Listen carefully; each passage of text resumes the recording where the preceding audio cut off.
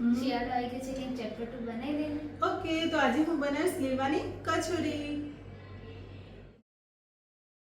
તો એના માટે એક બાઉલ લઈ તેની અંદર મીઠું, અજમો, લીંબુ, તેલ, ઘઉંનો લોટ આ બધું મિક્સ કરી લોટ બાંધી લઈશું. થોડું તેલ લઈ સારી રીતે લોટ તૈયાર કરી લઈશું. કચોરી બનાવવા માટે મિક્સર જાર લઈ લઈશું. તેની અંદર તુવેર, વટાણા અધકચરા રહે તે રીતે પીસી લઈશું. કચોરીનું ફિલિંગ બનાવવા માટે બાઉલ લઈ તેની અંદર હિંગ, જીરું, તલ, કચોરીનું ફિલિંગ એડ કરી સારી રીતે મીડિયમ ફ્લેમ પર સાતળી લઈશું. ચમચી સોડા એડ કરવાથી તેનો કલર મેન્ટેન રહે છે.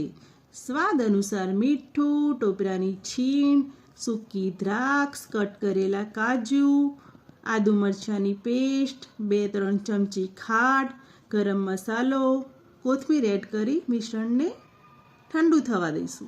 તૈયાર કરેલા લોટથી લુવા બનાવી લઈશું. કચોરી બનાવવા માટે તૈયાર કરેલું મિશ્રણ ઠંડુ થઈ ગયું છે તો અંદર લીંબુ એડ કરી નાના ગોળા વાળી લઈશું. ઓરસિયા પર તેલ લગાવી પૂરી વણી લઈશું. તૈયાર કરેલું મિશ્રણ લઈ પૂરી પર મૂકી હવા ના ભરાઈ જાય એ રીતે ફોલ્ડ કરી લઈશું. આ રીતે કચોરી તૈયાર કરી લઈશું.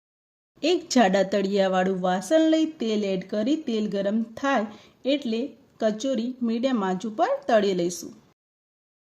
તો કચોરી તળાઈ ગઈ છે અને કલર પણ જોરદાર આવી ગયો છે. મીઠી ચટણી સાથે કચોરીને સર્વ કરીશું. લીલવાની કચોરી ખાવામાં એકદમ ટેસ્ટી અને ચટપટી લાગે છે. તો તમને મારી આજની આ રેસીપી કેવી લાગી એ કોમેન્ટમાં જરૂર કહેજો. આજની રેસીપી ગમી હોય તો લાઈક કરજો, શેર કરજો.